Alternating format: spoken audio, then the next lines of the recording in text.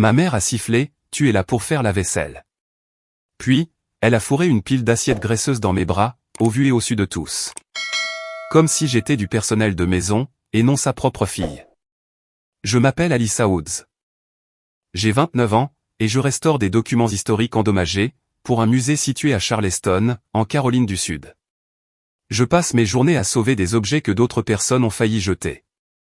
Des lettres déchirées, des cartes brûlées, des registres familiaux tachés par l'eau, ou encore, de vieilles photographies dont les visages ont été presque effacés par le temps.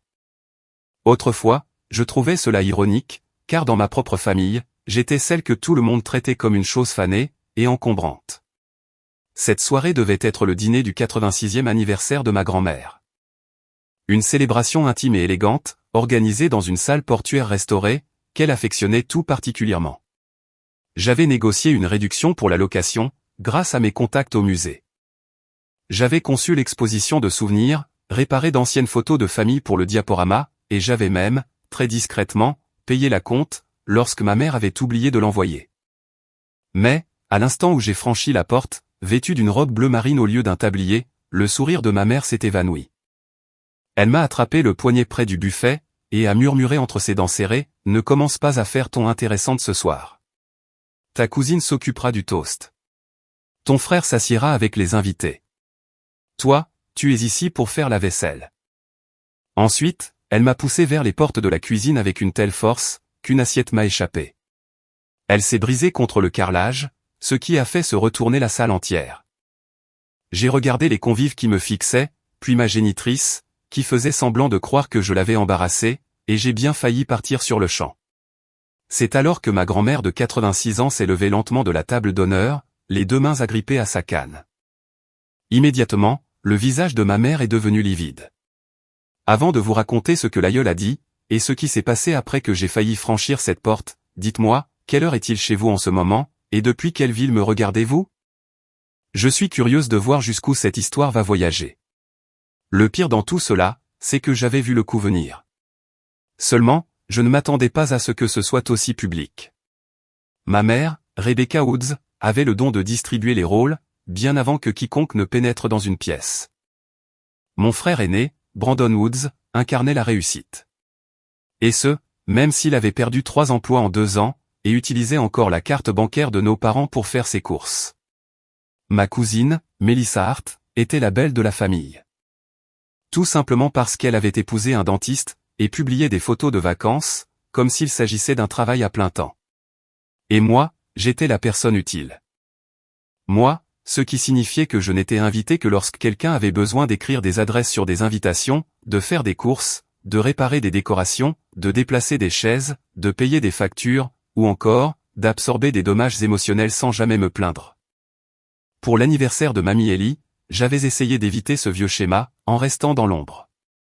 J'ai restauré un portrait en noir et blanc d'elle à 21 ans. Elle s'y tenait près du vieux port de Charleston, le vent dans les cheveux, arborant un sourire obstiné sur le visage. J'ai retrouvé des coupures de presse, datant de l'époque où elle avait ouvert son premier magasin d'antiquités, juste après le décès de grand-père. J'ai même enregistré de courts messages vocaux, de la part des proches qui ne pouvaient pas faire le déplacement. Je les ai montés dans une vidéo, et j'ai fait le nécessaire pour que le projecteur de la salle la diffuse, juste après le repas. Je m'étais dit que, si je rendais la soirée suffisamment belle, ma mère n'aurait aucune raison de m'attaquer. Ce fut ma première erreur. En arrivant à la salle de réception, j'ai aperçu l'hôtesse près de l'entrée. Elle portait des perles, un blazer crème, et cette expression qu'elle arborait, lorsqu'elle voulait que les inconnus la croient généreuse. Elle m'a jaugé de haut en bas, une seule fois et très lentement, puis elle a lâché, cette robe est un choix. J'ai ignoré la remarque, et j'ai porté le portrait encadré vers la table d'exposition. Nathan Brox, mon jeune cousin, était probablement la seule personne de la famille, qui comprenait que le silence est un signal d'alarme.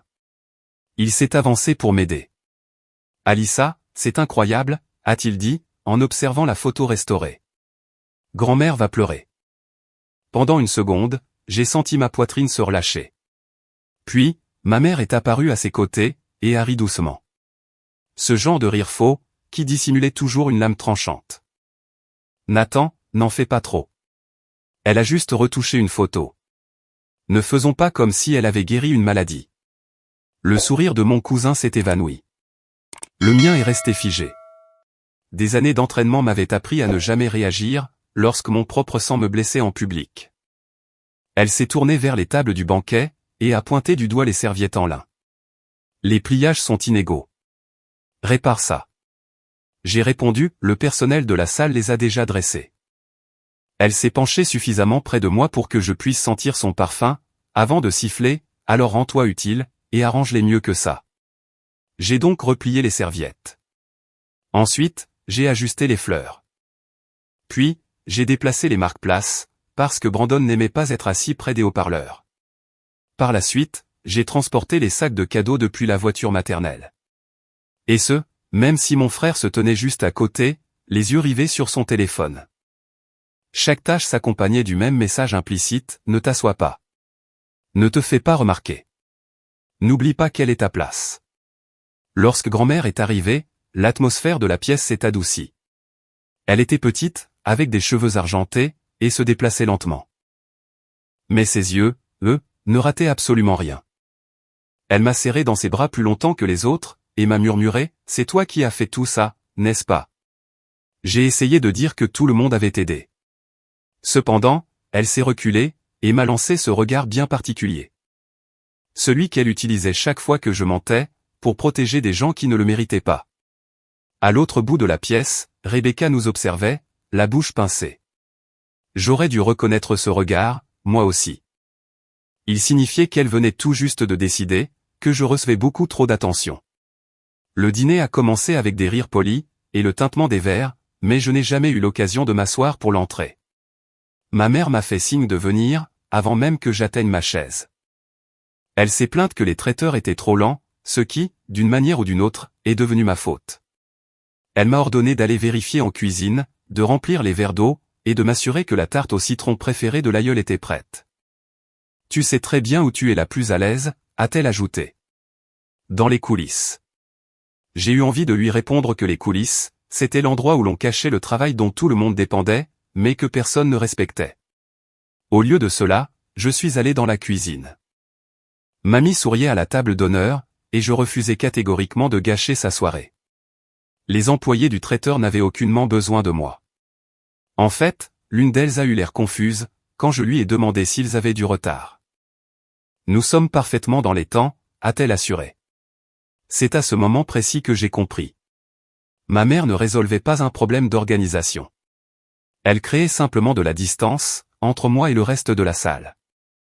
Elle ne voulait pas que je sois assise à côté de la matriarche, pendant la diffusion du diaporama. Elle ne voulait pas que quiconque demande qui avait restauré les photos. Elle voulait que la preuve de mes efforts soit visible, mais que je reste, moi, totalement invisible. Je suis revenu par le couloir latéral, et je me suis figé, lorsque j'ai entendu sa voix près du vestiaire. Elle discutait avec deux de ses amies. Ces mêmes femmes qui me souriaient toujours, comme si elles étaient désolées pour quelque chose qu'elles ne nommeraient jamais. Alyssa est pleine de bonnes intentions, affirmait la voix familière, mais elle n'a jamais appris à être impressionnante. Certaines personnes sont des leaders, d'autres sont du personnel de soutien. Elle, c'est du personnel de soutien. Une des femmes a murmuré, « Rebecca, c'est dur ce que tu dis. » L'accusée a ri. C'est simplement honnête. Vous auriez dû la voir quand elle a abandonné son programme d'architecture. Tous ses frais de scolarité, tout ce drame, et maintenant, elle joue avec de vieux papiers dans un sous-sol. Au moins, ce soir, elle peut faire la vaisselle. Ma main s'est refermée fermement sur la rampe du couloir. Je n'avais pas quitté cette filière prestigieuse par paresse. J'étais parti après qu'un professeur eût plagié mon concept de design. J'étais parti après l'avoir signalé, et après que l'école m'eût traîné dans des mois de réunions interminables. Pendant ce temps, ma propre mère racontait à tout le monde, que je ne supportais pas la pression. À l'époque, grand-mère était la seule à me croire. C'est elle qui avait payé ma thérapie, quand l'autre qualifiait cela de besoin d'attirer l'attention. C'est encore elle qui m'avait dit, que les choses brisées valaient toujours la peine d'être sauvées. Entendre ma mère transformer cette blessure profonde, en une vulgaire anecdote de dîner, m'a noué la gorge. J'ai reculé d'un pas, et mon épaule a heurté un chariot métallique. Le bruit a résonné brutalement dans tout le couloir. La bavarde s'est retournée une seconde. Elle a eu l'air prise en faute. Puis, Elle a souri, parce que le contrôle était, de loin, son déguisement favori. Alissa, a-t-elle lancé, en marchant vers moi. Parfait. Le lave-vaisselle est débordé. Je l'ai dévisagé. La responsable du traiteur a dit que tout allait bien. Ses yeux se sont plissés. Ne me contredis pas en public. Nous ne sommes pas en public. Tu es toujours en public, quand il s'agit de m'embarrasser, a-t-elle craché. Cette phrase m'a frappé, bien plus fort qu'elle n'aurait dû. Peut-être parce qu'elle résumait toute mon enfance. Pour elle, je n'étais pas une fille. J'étais un reflet, un miroir qui, selon elle, lui donnait une mauvaise image. Avant que je ne puisse répondre, Nathan est apparu au bout du couloir. Alissa, grand-mère te demande. Le diaporama est sur le point de commencer. Ma génitrice s'est interposée entre nous. Elle viendra, après avoir donné un coup de main en cuisine. Le jeune homme nous a regardés, tour à tour, et quelque chose dans son expression s'est durci. La cuisine a déjà son propre personnel. Le sourire de sa tante s'est aminci. La famille est de la famille. J'ai bien failli en rire. La famille est de la famille, sauf quand celle-ci a besoin de protection. La famille est de la famille, sauf quand elle dit la vérité. La famille est de la famille, à moins que le membre de la famille en question, ce ne soit moi. Le diaporama a commencé sans moi. Je pouvais entendre les messages enregistrés par grand-mère, résonner dans les haut-parleurs de la salle. Pendant ce temps, je restais planté près des portes battantes, les mains tremblantes autour d'une serviette humide, que je ne me souvenais même pas d'avoir ramassée. De l'autre côté du mur, les gens riaient doucement devant d'anciennes photographies. Ils applaudissaient les souvenirs, et murmuraient de cette manière chaleureuse, typique des fêtes, qui laissait toujours croire aux étrangers que nous étions très unis. Mais je connaissais la vérité. Dans ma lignée, la chaleur humaine était généralement mise en scène pour les invités. Derrière les portes closes, elle était soumise à des conditions strictes. Puis, Nathan a fait une chose à laquelle je ne m'attendais pas. Il a ignoré sa tante, s'est avancé dans le couloir latéral, et m'a tendu la main. Alissa, a-t-elle dit doucement. Grand-mère te réclame. Elle te veut à ses côtés. Le tyran est apparu derrière lui, telle une ombre. Elle pourra venir, après avoir fini d'aider. Il n'a pas bougé d'un pouce. Les traiteurs aident. Alissa fait partie de la famille.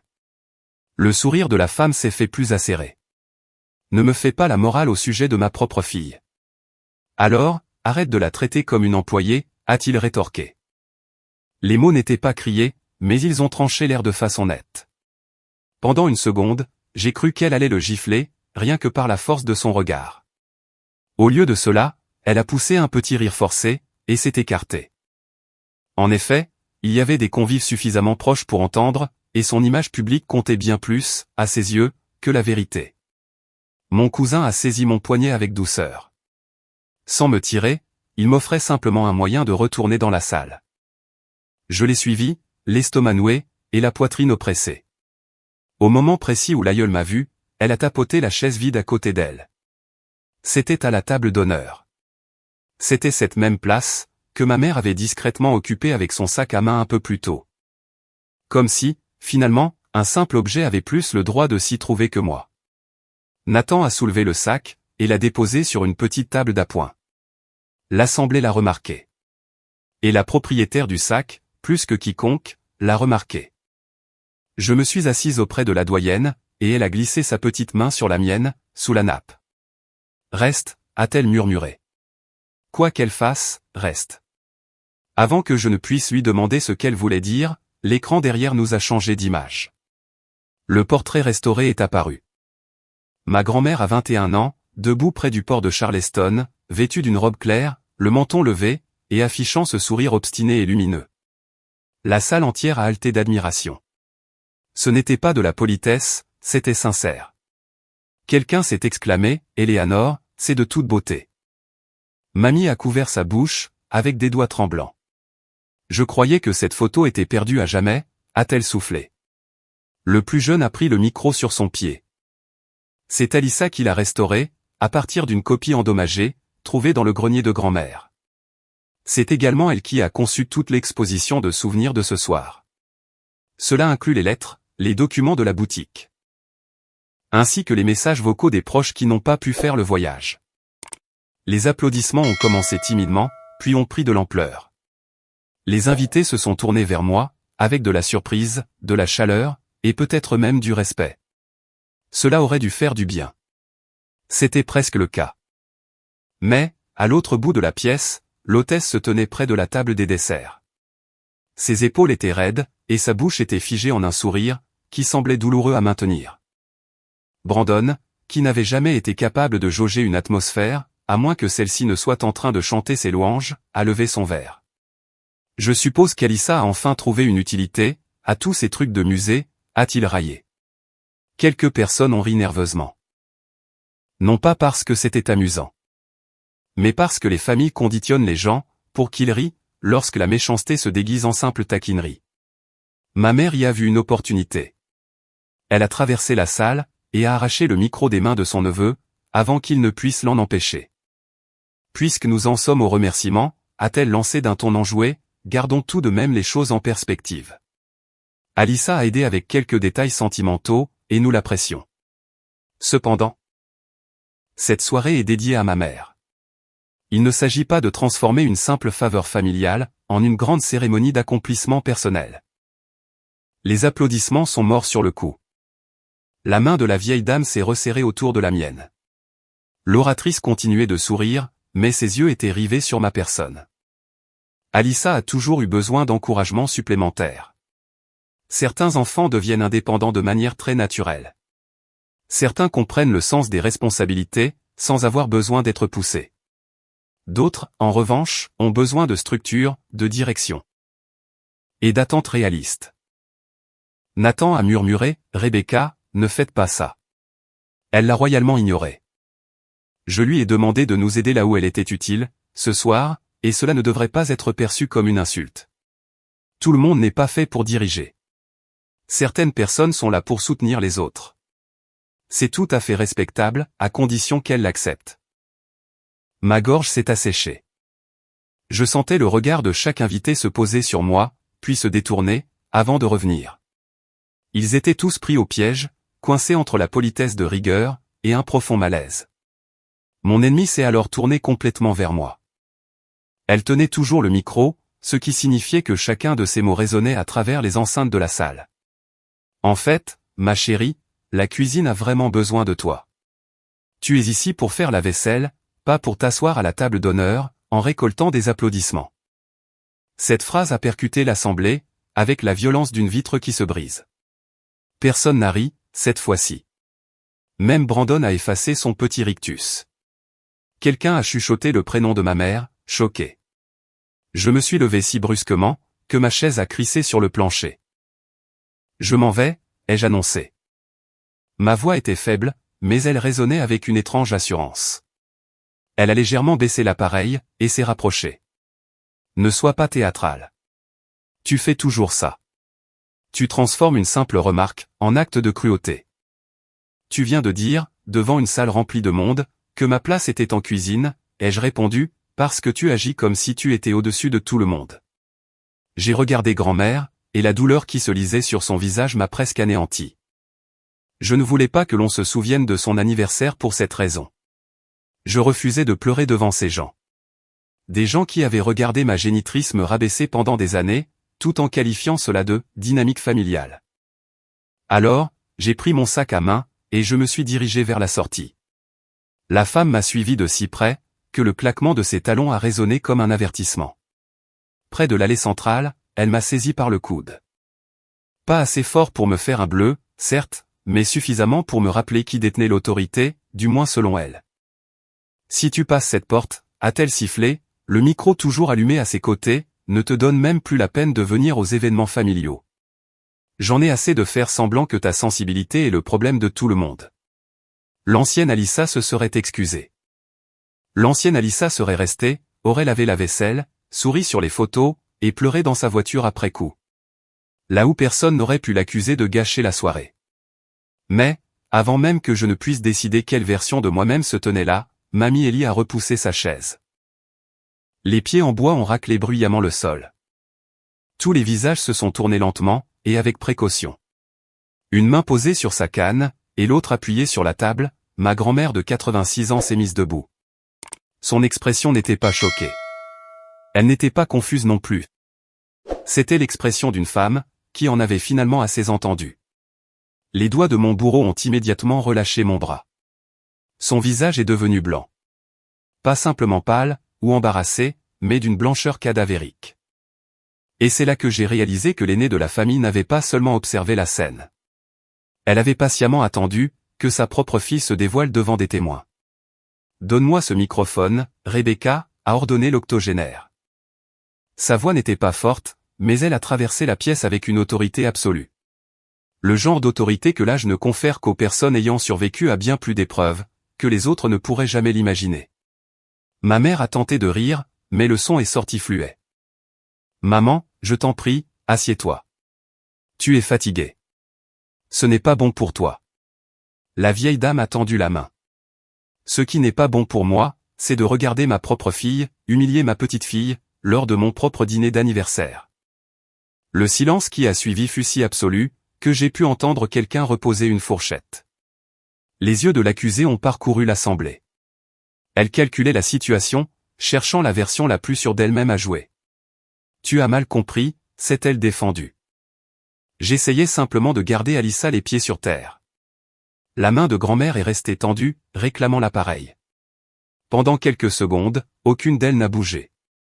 Puis, Nathan s'est approché, sans être menaçant, mais en imposant sa présence. Sa tante a finalement cédé l'objet, mais en le tendant, elle s'est penchée, et a murmuré « Ne fais pas de scandale ». Mamie l'a regardé avec une tristesse si aiguë, que l'on aurait dit une lame enveloppée de velours.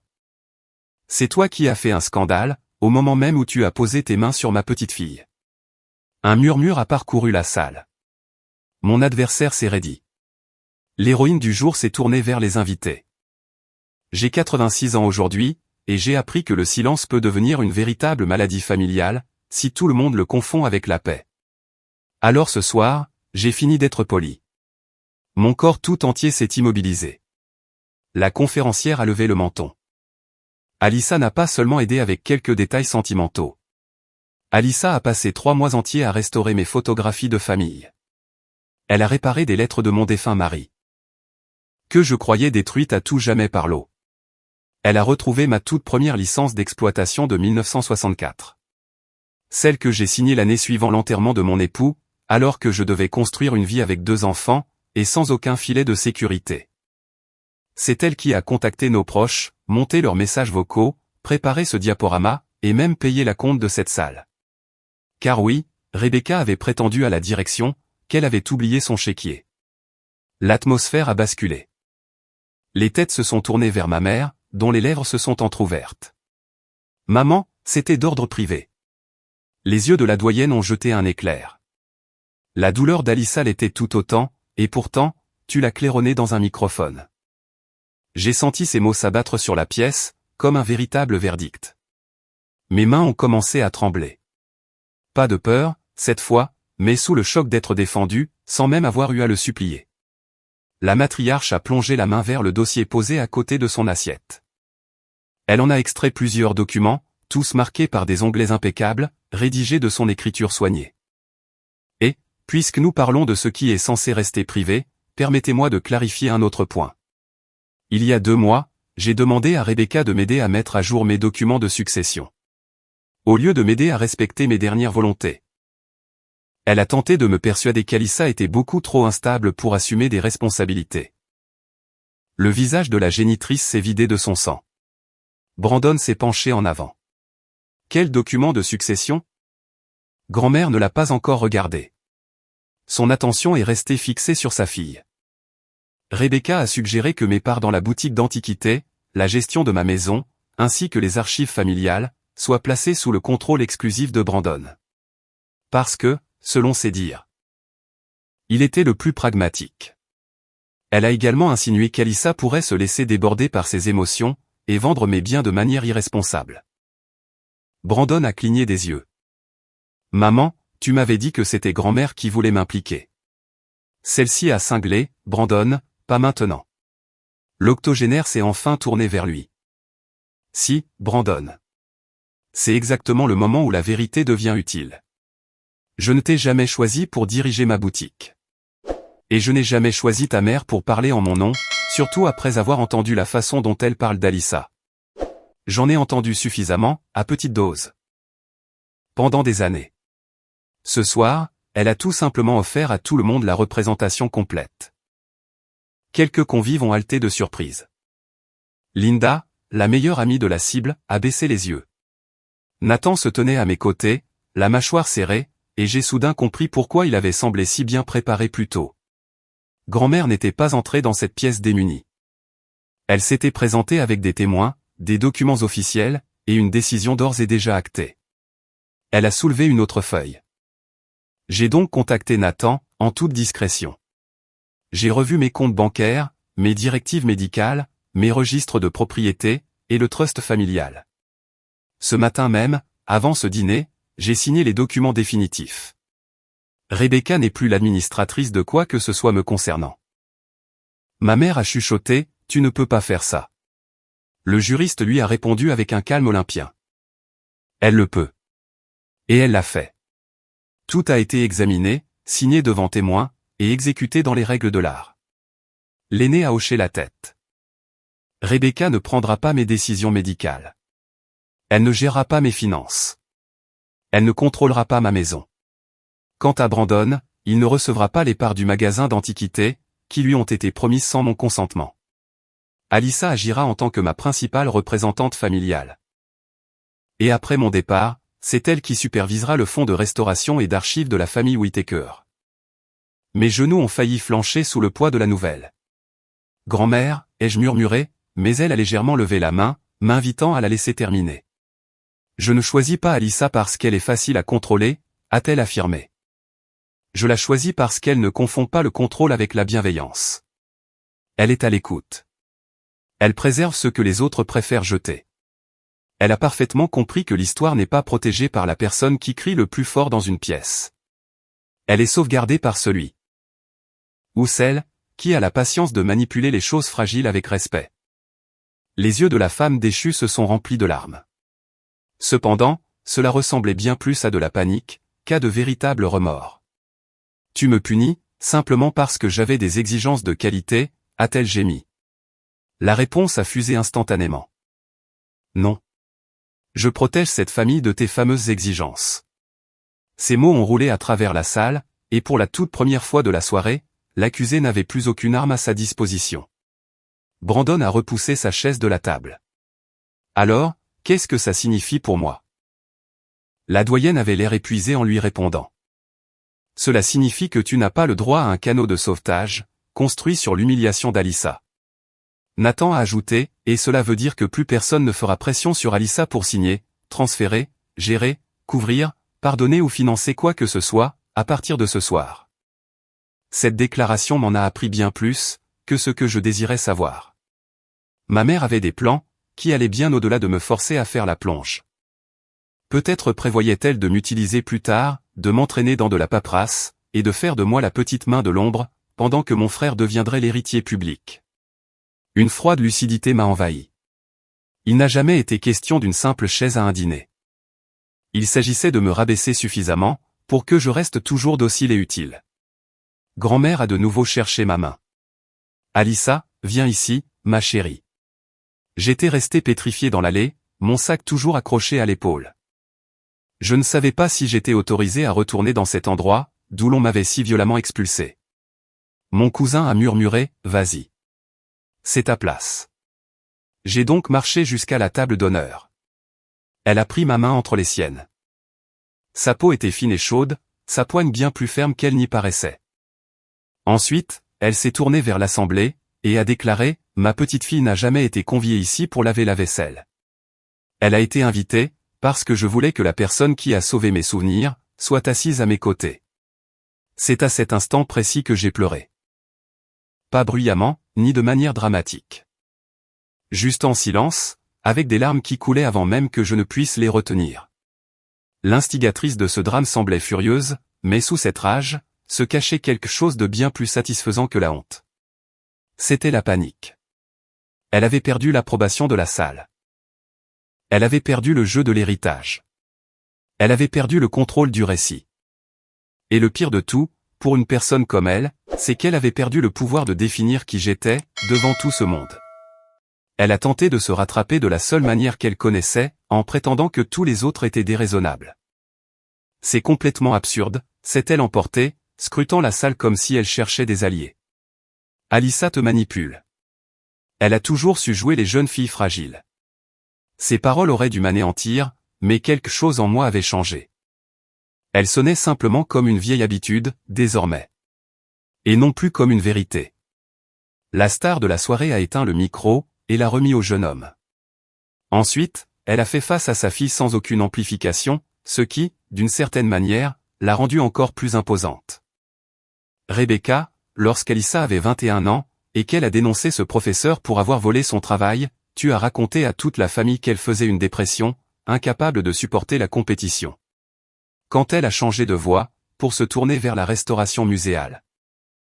Tu as affirmé qu'elle se cachait.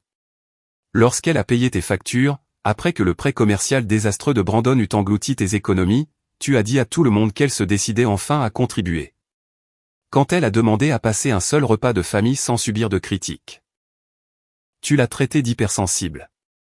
À partir de quel moment ton aide cesse-t-elle de ressembler à de l'amour, pour devenir de la pure malveillance? Les yeux de la femme interpellée ont balayé les invités. Certains ont détourné le regard, d'autres non. Sa plus proche amie, Linda, a gardé la tête baissée. Brandon fixait la table. Il réalisait très certainement que l'héritage qu'il croyait garanti venait tout juste de s'évaporer. J'ai attendu qu'elle présente des excuses. Au lieu de cela, elle a poussé un petit rire sec et amer. Alors, c'est ce que nous faisons. Dresser ma propre fille contre moi, le jour de l'anniversaire de ma mère? Je me suis avancé. Ma voix tremblait, mais je ne l'ai pas laissé faiblir. C'est toi-même qui as fait ça. Elle m'a regardé, comme si je venais de la gifler. Pardon? Tu m'as très bien entendu. Ce n'est pas grand-mère qui m'a retourné contre toi. Ce n'est pas Nathan. Ce n'est pas non plus cette assemblée. C'est toi seul. Qui en est la cause? À chaque fois que tu m'as obligé à mériter la moindre once de gentillesse. À chaque fois que tu m'as traité de reine du drame, parce que je réagissais à la souffrance que tu m'infligeais. À chaque fois que tu as accepté mon aide en privé. Pour mieux te moquer de moi en public. La pièce était si silencieuse, que je pouvais entendre le bourdonnement du climatiseur. La bouche de la principale intéressée s'est crispée. Je suis ta mère. Alors comporte-toi comme telle. La phrase a franchi mes lèvres, avant même que la peur n'ait pu la retenir. Quelques convives ont eu le souffle coupé. La main de l'octogénaire a de nouveau trouvé la mienne. J'ai continué sur ma lancée, car je savais que si je m'arrêtais, je risquais de ne jamais pouvoir le lui dire. J'ai payé la compte de cette salle. J'ai restauré les photos. J'ai créé cette exposition de souvenirs. J'ai organisé les messages vidéo. Je suis venu ici parce que j'aime grand-mère. Et malgré tout ça, tu m'as regardé droit dans les yeux. Et tu m'as dit que ma place était au milieu de la vaisselle sale. Les yeux de mon oppresseur brillaient à présent, mais je ne considérais plus ces larmes comme une preuve de sincérité. Je l'avais vu pleurer lorsque les conséquences frappaient à sa porte, mais jamais au moment de commettre les dégâts. Alyssa, a-t-elle minaudé doucement, changeant une fois de plus de tactique. Je ne l'ai pas pensé de cette façon. J'ai failli sourire. Oh que si, tu le pensais. Tu ne t'attendais juste pas à ce que quelqu'un d'important puisse t'entendre. Le coup a fait mouche. Son visage s'est décomposé, pendant une fraction de seconde, avant que l'orgueil ne reprenne le dessus. Grand-mère est alors intervenue. Rebecca, tu dois des excuses publiques à ta fille. L'accusé s'est raidi. Maman. Des excuses publiques, a répété sa mère, d'un ton sans appel. Ou bien, tu peux quitter mon dîner d'anniversaire sur le champ. Brandon a marmonné, c'est complètement ridicule. Nathan s'est tourné vers lui. Fais attention. Tu n'arranges pas ton cas. Le regard de la femme piégée a fusé vers la sortie, puis vers les convives, et enfin vers ma protectrice. Elle a compris le dilemme. Si elle partait, elle donnait raison à sa propre mère. Si elle restait, elle devait s'abaisser devant l'assemblée, qu'elle avait cherché à dominer. Pour la toute première fois de ma vie, ma génitrice n'avait aucune issue favorable pour remporter la partie. Elle a dégluti. Alyssa, a-t-elle fini par dire d'une voix étranglée, « Je suis désolée de t'avoir embarrassé. » La doyenne a répliqué, « Non. » Ma mère a cligné des yeux. Comment ça? Ça, ce ne sont pas des excuses. C'est simplement une description des faits. La chaleur est montée le long du cou de la fautive. Je regardais cette femme, qui avait passé son temps à corriger ma posture, mon ton de voix, mes choix de carrière, mon visage, et même mon chagrin. Et maintenant, elle se faisait recadrer par sa propre mère, devant tout le monde. Cela aurait dû me sembler cruel. Au lieu de cela, j'ai trouvé ça profondément juste et équilibré. Elle a inspiré un grand coup. Je suis désolé de t'avoir traité comme si tu avais moins d'importance que les autres, ce soir. Je suis désolé d'avoir minimisé le travail que tu as accompli pour cette famille. Je suis désolé d'avoir posé mes mains sur toi, et de t'avoir ordonné de faire la vaisselle. Alors que tu méritais une place à cette table. Sa voix s'est brisée sur la toute dernière phrase.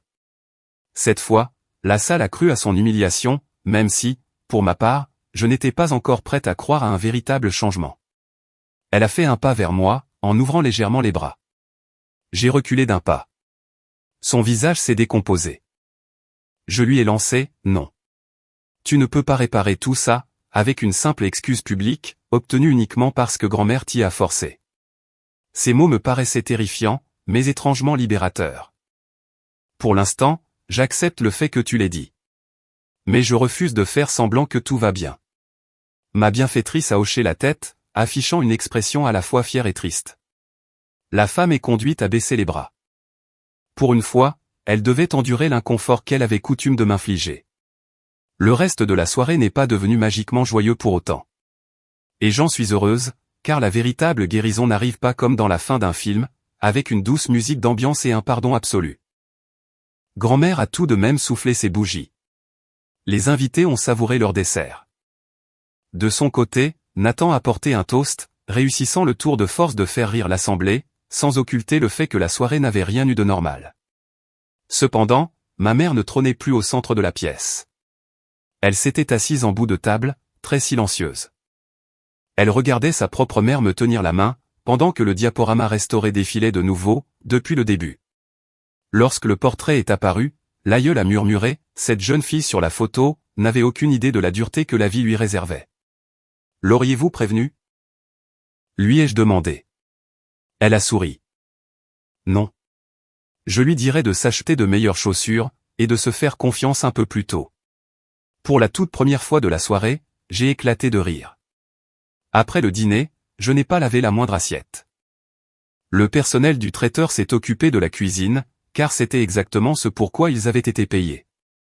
J'ai aidé grand-mère à monter dans la voiture de Nathan. Mais, avant que je ne parte, ma mère s'est approchée de moi, près de l'entrée du bâtiment. Son maquillage avait coulé, ses perles étaient légèrement de travers, et elle semblait bien plus petite, privée de l'auditoire qu'elle aimait tant contrôler. « Pouvons-nous discuter demain ?» a-t-elle demandé. Je l'ai jaugé pendant un long moment. L'ancienne Alyssa aurait dit oui, car prononcer le mot au nom lui semblait trop dangereux. La nouvelle Alyssa, elle, avait compris qu'une paix fondée sur la peur, n'était jamais qu'une autre forme de prison. Non, ai-je répondu. Pas demain. J'ai besoin d'espace. Son visage s'est crispé, mais elle a acquiescé. Pendant combien de temps? Jusqu'à ce que je décide que je suis prête. Elle a eu l'air de vouloir argumenter. Puis, elle a jeté un coup d'œil par la fenêtre. Elle a aperçu grand-mère, installée dans le véhicule, avec son neveu à ses côtés. L'équilibre du pouvoir avait basculé, et elle le savait pertinemment. D'accord, a-t-elle soufflé. 6 mois plus tard, la boutique d'antiquités a rouvert ses portes, sous une toute nouvelle enseigne, Maison Whittaker, Restauration et Archives. L'affaire appartenait toujours à grand-mère. Quant à moi, je gérais le studio de préservation installé à l'arrière, tout en conservant mon poste au musée, à temps partiel. Nous restaurions des documents de famille, de vieilles correspondances, des archives militaires, et des photographies que leurs propriétaires croyaient irrécupérables. Le jour de l'inauguration, la propriétaire trônait derrière le comptoir de l'accueil, telle une reine dans de confortables chaussures. Nathan gérait toutes les formalités juridiques. De son côté, Brandon a envoyé des fleurs, mais n'a pas daigné se déplacer. Ce qui était probablement préférable. Ma mère, elle, est arrivée 10 minutes avant la fermeture. Elle est restée plantée sur le pas de la porte, tenant une petite boîte en carton. J'ai trouvé ça dans mon grenier, a-t-elle annoncé. À l'intérieur, se trouvaient mes vieux croquis d'architecture de l'université. Ceux-là même que je pensais jeter aux ordures. Certains étaient pliés, l'un d'eux portait des taches de café, mais ils étaient toujours là. Je les ai gardés, a-t-elle confessé. Je ne sais pas pourquoi j'ai agi comme s'ils n'avaient aucune importance.